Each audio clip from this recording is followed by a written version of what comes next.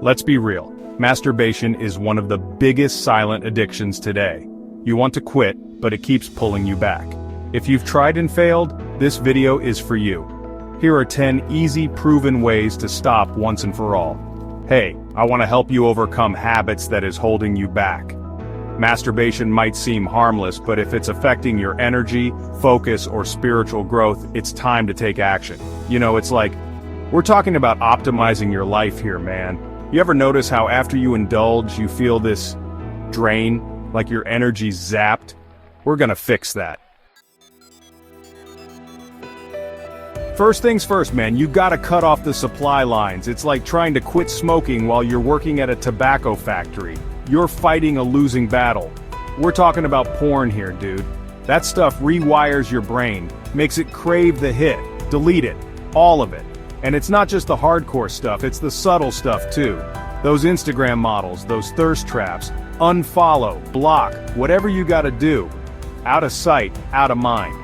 And listen, I know what you're thinking, Joe, you're telling me to become a monk? No, man, I'm telling you to take control. There are tools for this. Cold turkey, block site, these are your new best friends. They'll block the websites, the apps, whatever's tempting you. It's like having a bodyguard for your willpower. You know that saying, an idle mind is the devil's playground?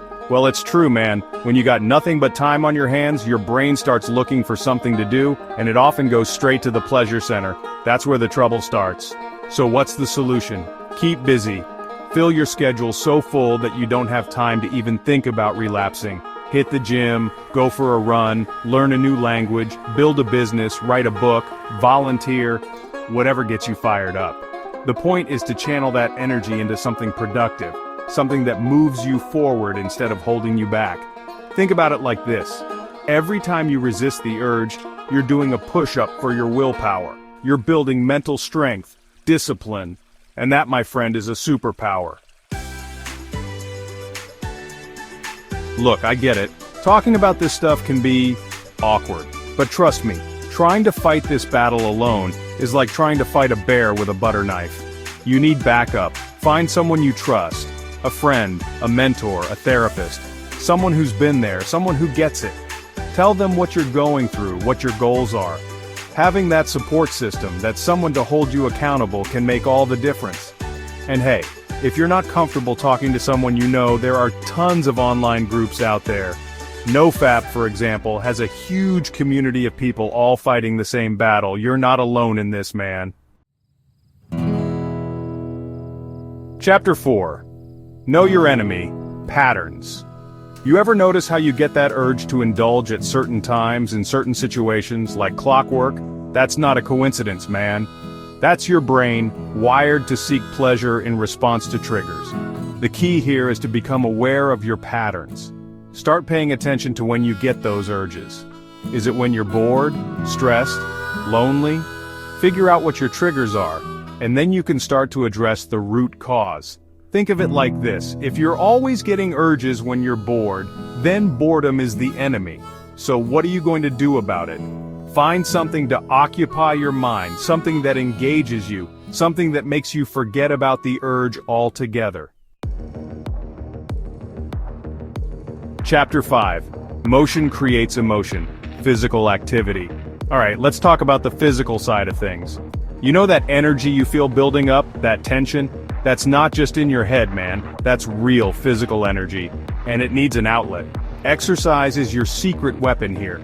It's like taking a cold shower for your brain. It releases endorphins, balances your hormones, and it burns that sexual energy before it builds up into something you can't control.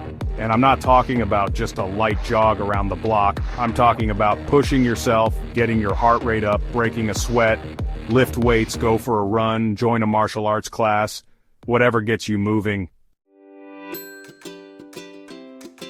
Chapter 6. Win the morning, win the day. You ever notice how those urges are strongest late at night when you're tired and your willpower is shot? That's why winning the morning is so crucial. When you wake up early, you set the tone for the entire day. You're in control, you're disciplined, you're proactive, you're not giving in to laziness or temptation, you're setting yourself up for success. Create a morning routine that energizes you and sets you up for a productive day. Meditate, exercise, eat a healthy breakfast, plan your day. Whatever it takes to get your mind right and your energy levels up. Chapter 7. Purpose over pleasure. Let's be honest, man, this whole thing comes down to pleasure, right? We're wired to seek it out, to chase it. But here's the thing, real fulfillment, real satisfaction, it doesn't come from fleeting moments of pleasure, it comes from purpose.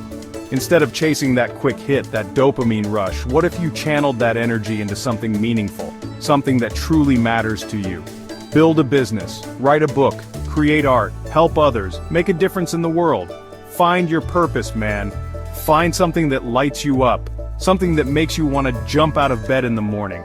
Trust me, when you're chasing a purpose that's bigger than yourself, those urges become a lot less appealing. Chapter 8. Clean house, clean mind. Ever notice how a messy room can make you feel stressed, scattered, out of control? It's not just you, man. Our environment has a huge impact on our mental state. Think about it. If your physical space is chaotic, your mind is more likely to be chaotic too. But when your surroundings are clean, organized, and clutter-free, your mind can relax, focus, and think clearly. So, clean your room, man. Do the dishes, organize your desk, get rid of anything that's cluttering up your space. You'll be amazed at how much of a difference it makes. Chapter 9. Train your mind, mindfulness. Look, I'm not gonna lie, this whole process takes work. You're essentially rewiring your brain, breaking old habits and forming new ones, and that's where mindfulness comes in. Meditation, prayer, whatever you want to call it, it's about training your mind to be present, to be aware of your thoughts and feelings without judgment. It's about learning to observe those urges without giving in to them. Think of it like this. You're building a muscle, a mental muscle. The more you practice, the stronger you get. And eventually, you'll reach a point where you can observe those urges without letting them control you. Chapter 10. Fall down. 7 times, get up 8. Forgiveness.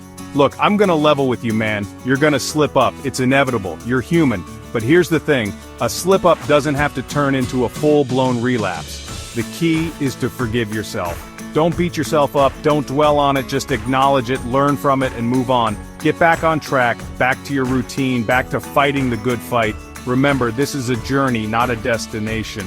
There will be bumps in the road, but as long as you keep moving forward, keep striving, keep fighting for the best version of yourself, you're on the right path. Outro, you got this. So, which of these hit you the hardest? What's worked for you in the past? Drop it in the comments so others can learn. Let's keep this conversation going, man. We're all in this together. If this helped you, like this video, subscribe for more content that transforms your mind and habits. And hey, freedom is possible. Just don't quit. You got this.